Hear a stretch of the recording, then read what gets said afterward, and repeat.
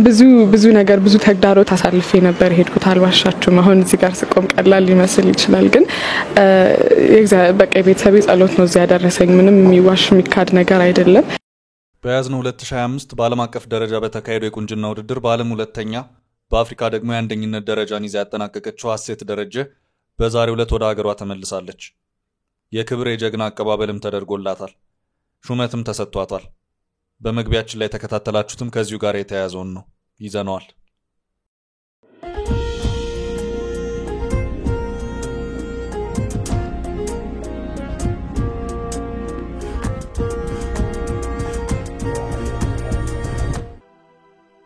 ውድ የፈታ ቤተሰቦች የከበረ ሰላምታችን በእያላችሁበት ይድረሳችሁ ዕለተ ሐሙስ የምሽት መረጃዎችን ነው ብለናል እንደተለመደው መረጃውን በቅድሚያ በማስተዋወቅ እንጀምር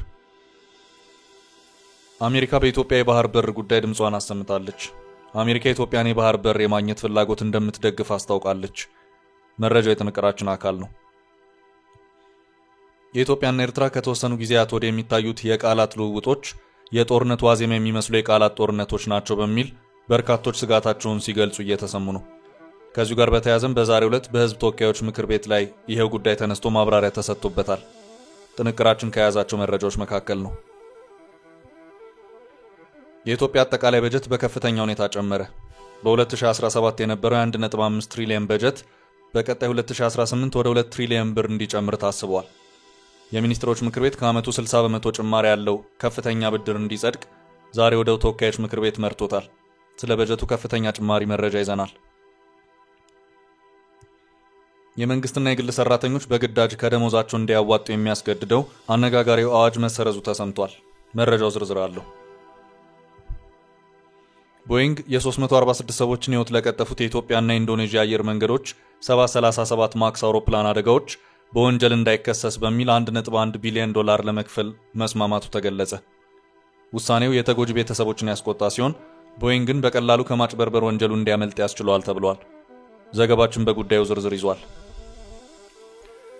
ፕሬዝዳንት ዶናልድ ትራምፕ ኤርትራ ሱዳንና ሶማሊያን ጨምሮ 12 ሀገራት ዜጎች በስደተኝነትም ሆነ ለሌላ ጉዳይ ወደ ዩናይትድ ስቴትስ እንዳይገቡ የሚያግድ ትዕዛዝ ማስተላለፋቸውን ተከትሎ የአፍሪካ ህብረት እግዱን ተቃውሞ በዛሬው ዕለት መግለጫ አውጥቷል መረጃው የጥንቅራችን አካል ነው በያዝነው 2025 በዓለም አቀፍ ደረጃ በተካሄደው የቁንጅና ውድድር በዓለም ሁለተኛ በአፍሪካ ደግሞ የአንደኝነት ደረጃን ይዛ ያጠናቀቀችው ሀሴት ደረጀ በዛሬው ዕለት ወደ ሀገሯ ተመልሳለች የክብር የጀግና አቀባበልም ተደርጎላታል ሹመትም ተሰጥቷታል እሷም ያለችው ነገር አለ ጥንቅራችን ከያዛቸው ዕለታዊ መረጃዎች መካከል አንዱ ነው እስከ ፍጻሜው አብራችሁን ቆዩ የምንለቃቸው ዕለታዊ ትኩስ ዜናዎች እንዲደርሷችሁ ላይክ ሼር ሰብስክራይብ ማድረግ እንዳትረሱ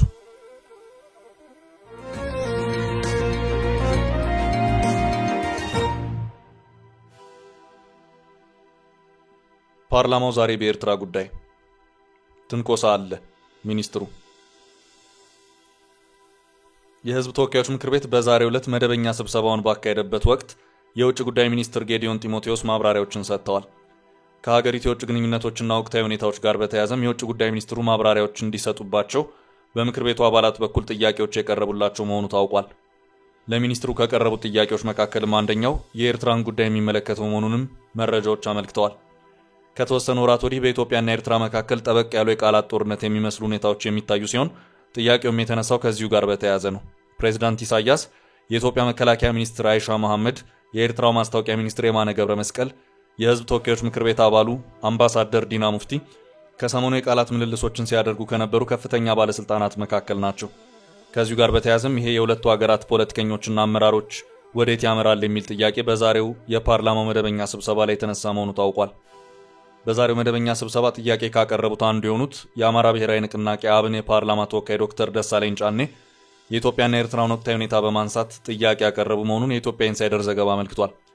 ኤርትራና ኢትዮጵያን ወደ ጦርነት ጅማሮ እየወሰዳቸው ያለ የቃላት ጦርነት የተጀመረ ይመስለኛል ያሉት የፓርላማ አባሉ ሁለቱ ሀገራት በአሁኑ ወቅት ያላቸው ዲፕሎማሲያዊ ግንኙነት በምን መልኩ ሊገለጽ የሚችል ነው አሁን ባለው ሁኔታ ከኤርትራ ጋር ወደ ጦርነት የሚገባበት ሁኔታ አለ ወይ ሲሉ መጠየቃቸው በዘገባው ተመላክቷል የውጭ ጉዳይ ሚኒስትሩ ከዚሁ ጋር በተያያዘ ከፓርላማ አባላት በቃል ለቀረቡላቸው ጥያቄዎች በሰጡት ምላሽም በኤርትራ በኩል ትንኮሳ ቢኖርም የኢትዮጵያ መንግስት ከሀገሪቱ ጋር የቃላት ጦርነት ውስጥ አልገባም ሲሉ መናገራቸውን ይሄው የዛሬው የኢትዮጵያ ኢንሳይደር ዘገባ አመልክቷል ኢትዮጵያ ስትራቴጂክ የሆኑ የሀገራዊ ጥቅም ጉዳዮች ስታነሳ ትኩሳታቸው የሚጨምሩ ሀገራት አሉ ያሉት ሚኒስትሩ መንግስት በእነዚህ ጉዳዮች ላይ ያለው አቋም አይዛነፍም ሲሉ ለፓርላማ አባላት ገልጸዋል። የውጭ ጉዳይ ሚኒስትሩ አክለው ከኤርትራ መንግስት ጋር የኢትዮጵያ መንግስት የቃላት ጦርነት ውስጥ የገባበት ሁኔታ የለም። የውጭ ጉዳይ ሚኒስቴርን በመወከል ንግግር የሚያደርጉ ተቋማት አሉ። እስከማውቀው ድረስ የቃላት ጦርነት ውስጥ እንዲህና እንዲያ ወደ ማለት አልገባንም ሲሉ ለጥያቄው ምላሽ ሰጥተዋል። ጉዳዩ የሚያሳስባቸው የሚመለከታቸው ዜጎች፣ የህዝብ ተወካዮችና የቀድሞ መንግስት ኃላፊዎች የራሳቸውን ምልከታ እንደሚያጋሩ የተናገሩ ሚኒስትሩ እነዚህ አካላት ጆሮ ሊሰጣቸው ይገባል ሲሉም አሳስበዋል።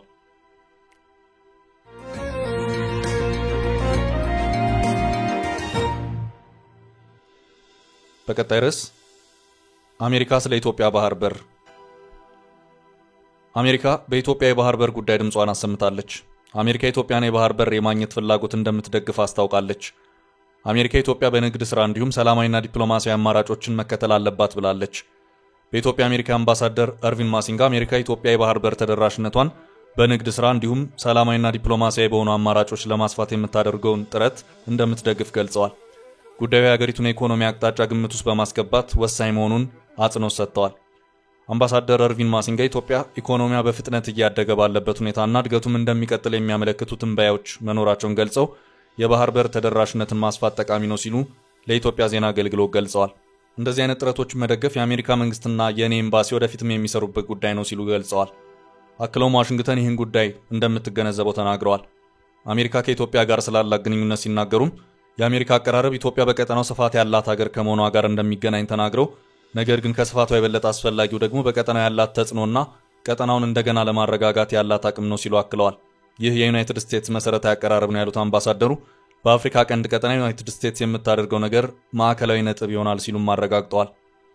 በተያያዘም የኢትዮጵያን የባህር በር የማግኘት ጥያቄ ዓለም አቀፍ አጀንዳ ማድረግ ያስቻለ ስኬታማ የዲፕሎማሲ ስራ ተሰርቷል ሲሉ የውጭ ጉዳይ ሚኒስትር ጌዲዮን ጢሞቴዎስ ተናግረዋል። ሚኒስትሩ በህዝብ ተወካዮች ምክር ቤት 4ኛ ዓመት የሥራ ዘመን 34ኛ መደበኛ ስብሰባ ከምክር ቤቱ አባላት ለቀረቡላቸው ጥያቄዎች ምላሽና ማብራሪያ ሰጥተዋል። በምላሻቸውም የኢትዮጵያ ዲፕሎማሲ ጎረቤት ሀገራትን የሚያስቀድም ስትራቴጂና መርህ የሚከተል መሆኑን አጽንኦት ሰጥተዋል። በዚህም ከጎረቤት ሀገራት ጋር በመሰረተ ልማት ትስስር፣ ንግድና ኢንቨስትመንት፣ በጋራ ሰላምና ደህንነት ዲፕሎማሲ ስኬታማ የትብብር ስራ እየተከናወነ መሆኑን አብራርተዋል።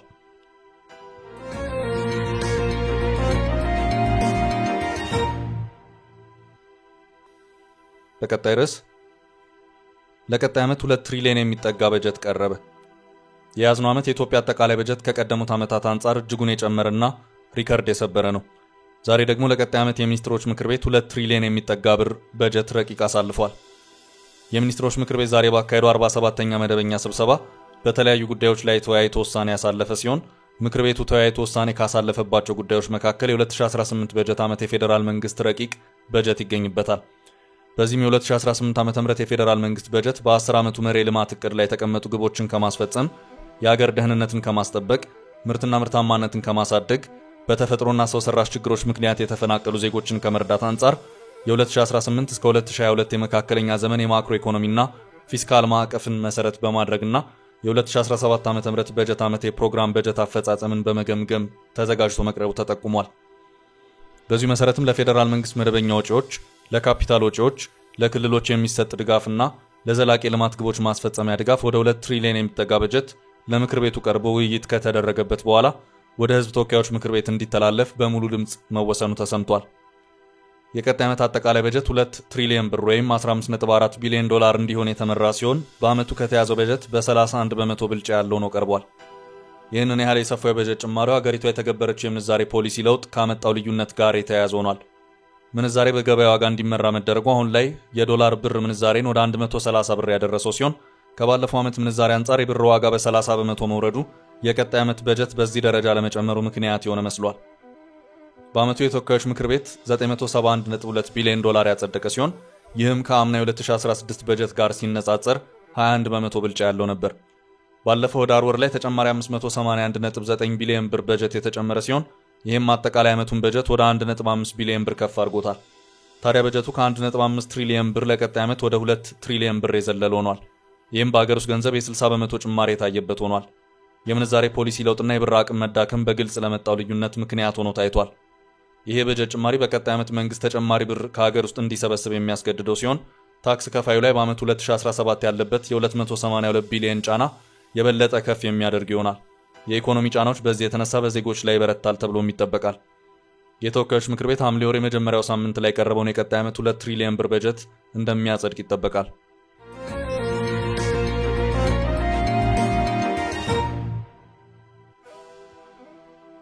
በቀጣይ ርዕሳችን ሀሴት ደረጀ ወደ ሀገሯ ተመለሰች። በዘንድሮ የፈረንጆች 2025 በህንድ ሃይድራባድ በተካሄደው የዓለም ቁንጅና ውድድር በዓለም አቀፍ ደረጃ ሁለተኛ በአፍሪካ ደግሞ አንደኛ የወጣችው ሀሴት ደረጀ ሀገሯ ገብታለች። በአዲስ አበባም የጀግና አቀባበል ተደርጎላታል። ሀሴት ወደ ውድድሩም ስታመራ በቦሌ ዓለም አቀፍ አየር ማረፊያ በቪአይፒ ሳሎን በክብር ተደርጎላት እንደነበርም መረጃዎች ያመለክታሉ። በዚሁ በህንድ ሃይድራባድ በተዘጋጀው የሚስ ወርልድ ዓለም አቀፍ የቁንጅና ውድድር ሁለተኛ የወጣችው ሞዴል ሀሴት በዛሬው ዕለት በቦሌ ዓለም አቀፍ አውሮፕላን ማረፊያ ስትደርስ የባህልና ስፖርት ሚኒስትር ዴኤታዎች ነብዩ ባየና ነፊሳ አልማሃዲ ሞቅ ያለ አቀባበል አድርገውላታል። በአቀባበል ስነ ስርዓቱ ላይ ሀሴት ደረጀ የኢትዮጵያ ባህል አምባሳደር በመሆን መሾሟን የሚገልጽ የእውቅና ሰርተፍኬት ተሰጥቷታልም። ሀሴት ከቁንጅና ውድድሩ ጋር በተያያዘም ለጋዜጠኞች ማብራሪያ ሰጥታለች። በዚሁ ለጋዜጠኞች በሰጠችው ማብራሪያም ወደ ውድድሩ የሄድኩት በቻልኩት መጠን ተዘጋጅቼ ነበር፣ ግን ደግሞ እግዚአብሔር ረዳኝ። ብዙዎቹ በመንግስታቸውም ብዙ ድጋፍ ይደረግላቸዋል፣ በእኛም በኩል ወደፊት በዚህ በኩል ግንዛቤ ይኖራል ብዬ ተስፋ አደርጋለሁ ያለችው ሀሴት አክላም በመሄድበት ሁሉ ሰዎች ይጠሩኝ የነበረው ሀሴት ብለው ሳይሆን ኢትዮጵያ እየተባልኩ ነበር። እናም የባህል አምባሳደር ከመባሌ በፊት የባህል አምባሳደር ነበርኩ ማለት እችላለሁ ስትልም ተናግራለች። በዚህ ውድድር እንዳሸንፍ የረዳኝ የኢትዮጵያ ህዝብና የቤተሰቦቼ ጸሎት ነው። አሁን እዚህ ጋር ስቆም ቀላል ሊመስል ይችላል። እዚህ የደረስኩት ብዙ ተግዳሮቶችን አሳልፌ ነው። ምንም የሚካድ ነገር አይደለም። ለዚህ ያደረሰኝ የቤተሰቦቼ ጸሎት ነው ስትልም ነበር ሀሴት በዚሁ ለጋዜጠኞች በሰጠችው ማብራሪያ የተናገረችው። ብዙ ነገር ብዙ ተግዳሮት አሳልፌ ነበር ሄድኩት አልዋሻችሁም። አሁን እዚህ ጋር ስቆም ቀላል ሊመስል ይችላል፣ ግን በቃ የቤተሰቤ ጸሎት ነው እዚህ ያደረሰኝ። ምንም የሚዋሽ የሚካድ ነገር አይደለም።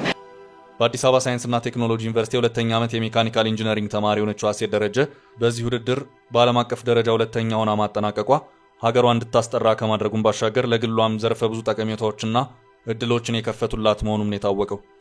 የቁንጅና ውድድሩን አሸናፊ በመሆን ዘውዱን የጫነችው ኦፓል ሱሳታቸው አንግስሪ የ$1 ሚሊዮን ካሽ የሚበረከትላት ሲሆን ሁለተኛ የወጣችው ኢትዮጵያዊቷ ሀሴት ደረጀ ደግሞ የ$500,000 ካሽ ሽልማት የምታገኝ መሆኗን ከቁንጅና ውድድሩ ጋር በተያያዘ የወጡት መረጃዎች አመልክተዋል።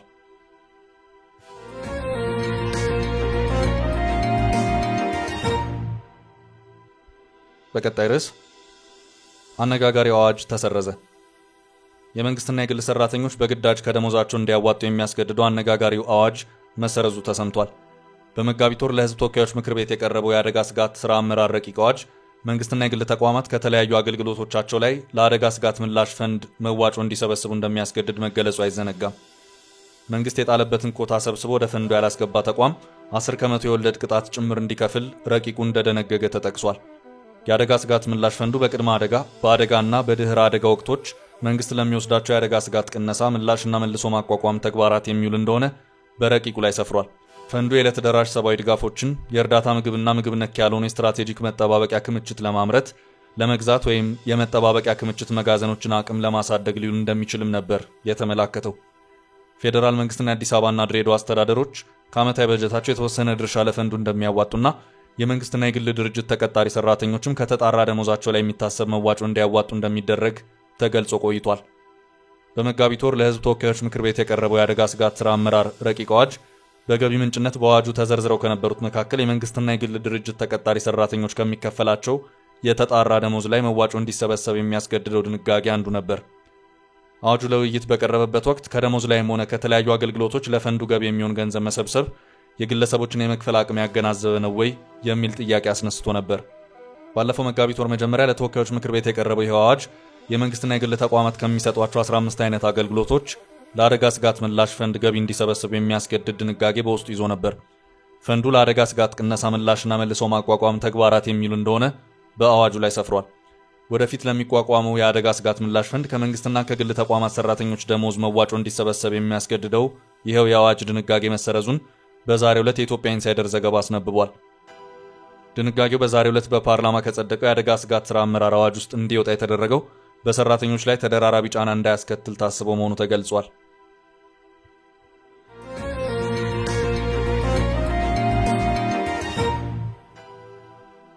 በቀጣይ መረጃችን የአፍሪካ ህብረት ለኤርትራዊ አሜሪካ እግድ። ፕሬዝዳንት ዶናልድ ትራምፕ ኤርትራ፣ ሱዳንና ሶማሊያን ጨምሮ የ12 ሀገራት ዜጎች በስደተኝነትም ሆነ ለሌላ ጉዳይ ወደ አሜሪካ እንዳይገቡ የሚያግድ ትዕዛዝ ማስተላለፋቸውን ተከትሎ የአፍሪካ ህብረት እግዱን ተቃውሞ በዛሬው ዕለት መግለጫ አውጥቷል። የአሜሪካው ፕሬዝዳንት ዶናልድ ትራምፕ የ12 ሀገራት ዜጎች ዩናይትድ ስቴትስ እንዳይገቡ የሚያግደው መመሪያ ላይ ትላንት መፈረማቸው ተዘግቧል። አዲሱ መመሪያ የሚመለከታቸው የአፍጋኒስታን፣ ሚያንማር፣ ቻድ፣ ኮንጎ፣ ኢኳቶሪያል ጊኒ፣ ኤርትራ፣ ሄይቲ፣ ኢራን፣ ሊቢያ፣ ሶማሊያ፣ ሱዳን እና የየመን ዜጎች ናቸው። ከዚህ ሌላ የብሩንዲ፣ የኩባ፣ ላኦስ፣ ሴራሊዮን፣ ቶጎ፣ ቱርክሜኒስታን እና ቬኔዙዌላ ዜጎች ደግሞ ከፊል እገዳ ተጥሎባቸዋል። ይህንን ተከትሎም የአፍሪካ ህብረት ሚዛናዊ በማስረጃ ላይ የተመሰረተና ለረጅም ጊዜ የቆየ የሁለትዮሽ ግንኙነት አንጸባራቂ ጉዞ እገዳ ፖሊሲ እንድትወስድ በዛሬው ዕለት ጠይቋል።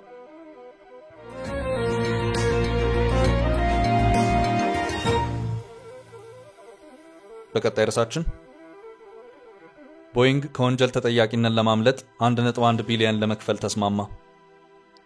ቦይንግ የ346 ሰዎችን ህይወት ለቀጠፉት የኢትዮጵያና የኢንዶኔዥያ አየር መንገዶች 737 ማክስ አውሮፕላኖች አደጋዎች በወንጀል እንዳይከሰስ በሚል 1.1 ቢሊዮን ዶላር ለመክፈል መስማማቱ ተገለጸ። ግዙፍ አውሮፕላን አምራች ኩባንያ ቦይንግ እና የአሜሪካ የፍትህ መስሪያ ቤት የደረሱበትን ስምምነት የተጎጂ ቤተሰቦች ጠበቆች አጸያፊ ሲሉ ኮንነውታል። በቦይንግ 737 ማክስ የአውሮፕላን አደጋዎች ህይወታቸውን ያጡ 16 ተጎጂ ቤተሰቦችን የወከሉ የህግ ባለሙያዎች ናቸው ስምምነቱን የኮነኑት።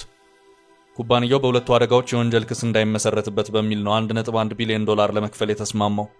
በኢንዶኔዥያ ላይን አየር መንገድ አደጋ ተጎጂዎች መካከል ለተወሰኑት አማካሪ የሆኑት ሳንጂቭ ሲንግ ስምምነቱ ቦይንግ ከወንጀል ተጠያቂነት የሚያወጣ ነው በማለት ተችተው በተጎጂ ቤተሰቦችም ከፍተኛ ቁጣ ቀስቅሷል ብለዋል። ቦይንግ ከዚህ ቀደም በደረሰባቸው ሐዘን የሚሰማን ጥልቅ ሐዘን ነው። የሚወዳቸውን ሰዎች ትዝታ ለማስታወስ በኩባንያችን ላይ የምናደርገውን ጥልቅ ለውጥ እንቀጥልበታለን ብሏል። በስምምነቱ መሰረት ኩባንያው ለአደጋዎቹ ተጎጂዎች ቤተሰቦች 444.5 ሚሊዮን ዶላር የሚከፍል ይሆናል። 455 ሚሊዮን ዶላር ደግሞ ደህንነቱ፣ ጥራትና ቁጥጥርን ለማሻሻል ለሚያወጣው ፕሮግራም የሚውል እንደሚሆን ተገልጿል። ከዚህም በተጨማሪ ቦይንግ 487.2 ሚሊዮን ዶላር የወንጀል ቅጣት ለመክፈል ተስማምቷል። ቦይንግ በዚህ የውሳኔ ሐሳብ ላይ ያለበትን ግዴታ ለመወጣት ቁርጠኛ ነው። ይህም ተጨማሪ ገንዘብ ቅጣትና ተጨማሪ ተቋማዊ ማሻሻያዎችና ኢንቨስትመንቶችን ያካትታል ሲሉ የኩባንያው ቃል አቀባይ ገልጸዋል። ስምምነቱ በፌዴራል ዳኛ ከጸደቀ ግዙፍ አውሮፕላን አምራች ኩባንያ ቦይንግ በማጭበርበር ወንጀል ከመከሰስ ይድናል። ኩባንያው በወንጀል እንዳይከሰስ ከፍትህ ሚኒስቴር ጋር ስምምነት ላይ ደርሷል ሲል ቦይንግ አስታውቋል።